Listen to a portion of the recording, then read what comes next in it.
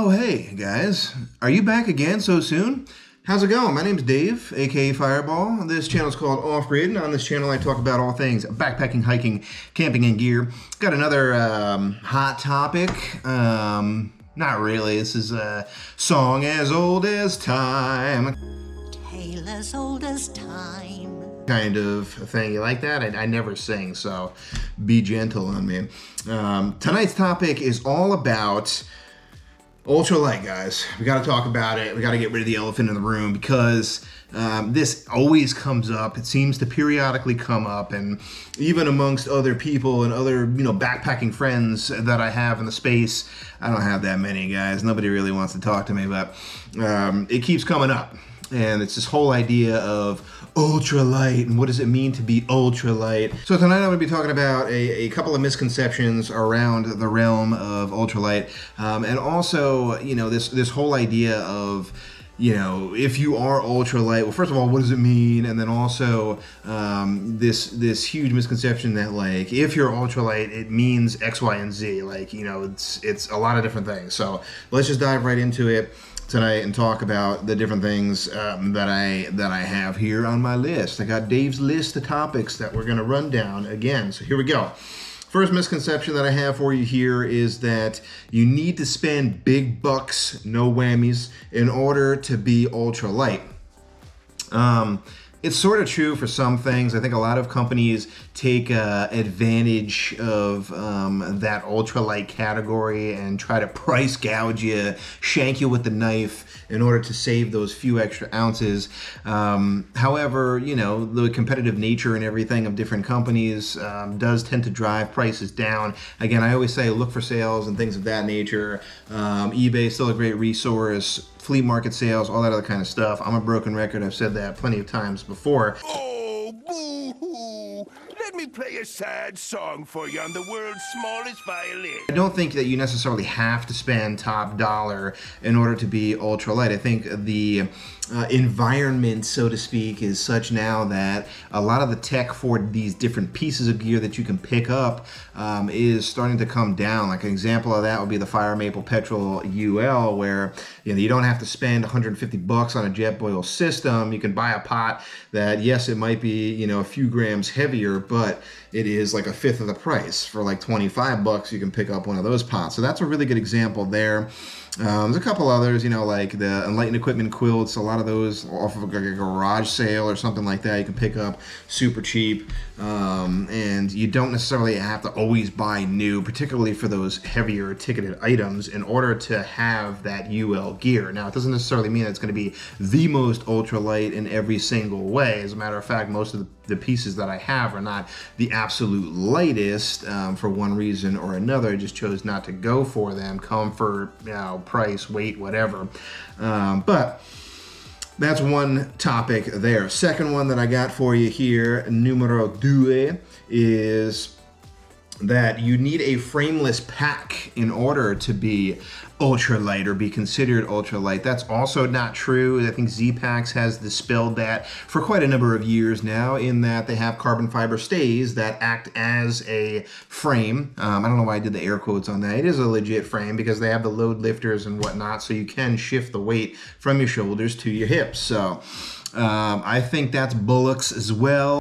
Codswallop, in my opinion. I think that you don't necessarily have to have a frameless pack. You also don't need to get rid of your belt and all that other kind of stuff. You don't have to strip it all the way down in order to fit that UL category here. And again, this one's specific towards packs, but I don't think that you have to have a frameless pack. As a matter of fact, what I prefer to do, even though I have a Nero that is a frameless, doesn't have a belt, but that's really for the most stripped down trips, and it's under 40 liters. However, even though I'm kind of talking against my point that I'm trying to make here, what I end up doing is adding stuff back. I added a Vaucluse, they call it a frame, but I'm calling it a panel. I'm renaming that whole piece of kit there because I wanted a little bit more ventilation. It's not technically a frame, but I'm adding an additional piece to it because I wanted to add a little bit more comfort there.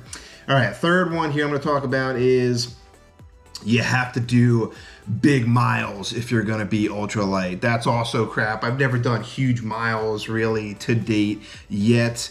So, you know, my sweet spot per day is still only somewhere around like 5 to 10 miles. So that's not even really that much. So I think if you are specifically an ultralighter, then you really need to scrutinize everything in your pack and try to hit a certain weight so that you can go super far. But it doesn't necessarily mean that, you know, you can't be ultralight if, you know, you're not a thru hiker kind of thing. That's garbage too. I think, you know, if you want to be ultralight, then just go. It doesn't matter. You don't have to fit a certain mold is basically what I'm saying there. All right, the next thing that I'm going to say here is graham weenies are always going to be weenies, man. They're always going to be wieners, right? And what is that one really mean? Basically to say, like, there's a certain type of person who has a certain character or whatever that is an ultralighter. Right? Oh, I don't like this guy because he's an ultralighter. You know, he's shaving off every ounce. He's cutting his toothbrush. He's doing this, that, and all these other kind of like crazy things to save grams here, there, and everywhere, wherever he can. I don't really buy into that either because Joe Cool right here is also ultralight sometimes. No, I don't buy into that either. I think everybody kind of flirts with the line, you know what I mean? Everybody kind of like looks for that kind of stuff, but it doesn't necessarily mean that you're a certain kind of person. Durstenites. It doesn't mean that you're a certain kind of person if you are considered a graham weenie, right? Not a huge fan of that term either. All right, last one, and it's the biggest one here, guys. Biggest one on my list here is that you cannot be comfortable if you are ultralight. And let's, again, before I get into this last point here, let's talk about that whole stigma over, like, what does it mean to be ultralight?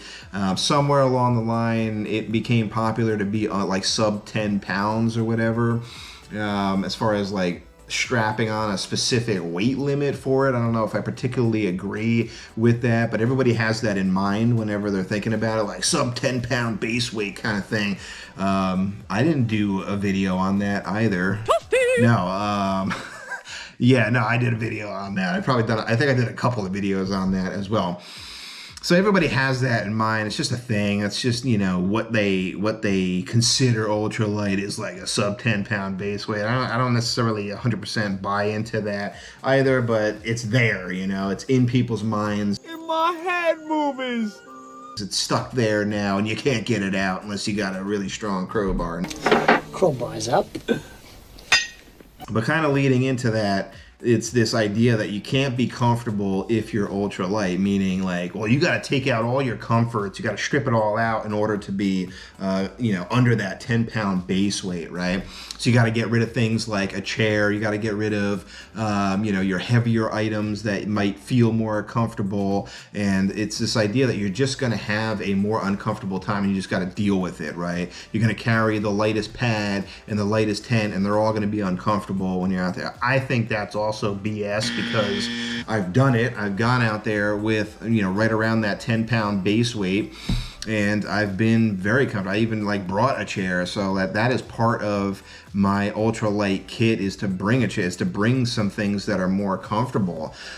So because those things are more important to me. Now, I still believe in order to be more comfortable, especially in the shoulder seasons and the winter months when you got to bring additional gear, clothing, and, you know, layer up and everything in order to stay warm, then that's going to be a little bit more of a challenge to be UL on like a winter snowy trip when you're out there fighting the Yetis and building an igloo and carrying a shovel and a blowtorch and stuff.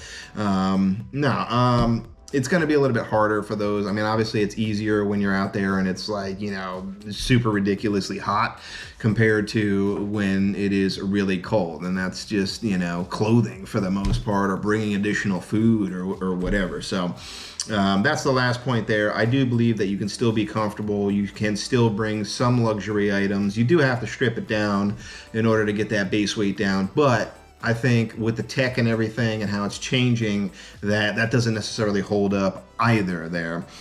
So Here's the analogy for you guys tonight. Sort of like how I eat. I have a bunch of low carb videos, and if you're thinking about eating a little bit healthier, check out those videos. I put a lot of time and effort into them. But my analogy is sort of like how I like to eat low carb. I do focus on some food items that are keto, right? I always have the keto mindset there. However, it doesn't necessarily mean that I'm keto, right? I'm not like under 20 carbs a day is what it means to be keto. However, I'm looking for like the keto products and the snacks and things like that I can throw in there, because I can throw in a couple additional things and still be considered low carb, right? Same thing here. You're probably thinking, Dave, where are you going with this?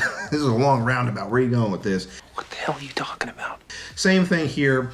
What I do is I like to target the UL category as much as I can and see if it's something that I can work with and see if it's comfortable and fits into my kit in different ways and things of that nature. But it doesn't necessarily mean that I'm always considered ultra light. And I think that's a good way to kind of look at it. I think you should always be kind of considering those different categories of, price and comfort along with, how light it is. But it doesn't necessarily mean that you have to be like sub 10 pounds in order to be considered ultralight. So hopefully that helped a little bit there.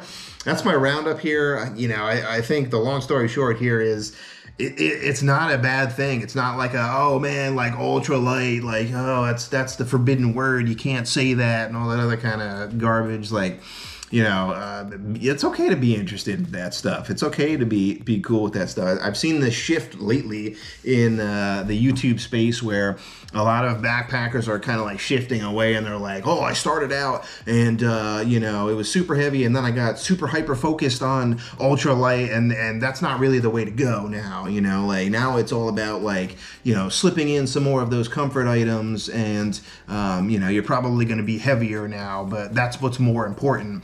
That is important. There's no doubt about it. You got to be comfortable, in my opinion. That's paramount, because you're in an uncomfortable environment when you're out there. However, let me get off my soapbox here and say, keep ultralight in mind. Keep an open mind out there, folks. Don't be closed off and shaming the gram weenies and the people trying to shave those grams.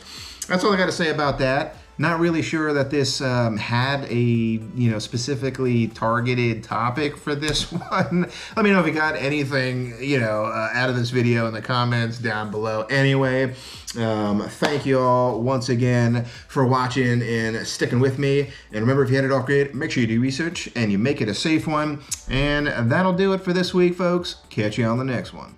Yes, slide in right here. Slide it in. It's an addiction. It's an addiction. I don't even know what I'm talking about in my notes here.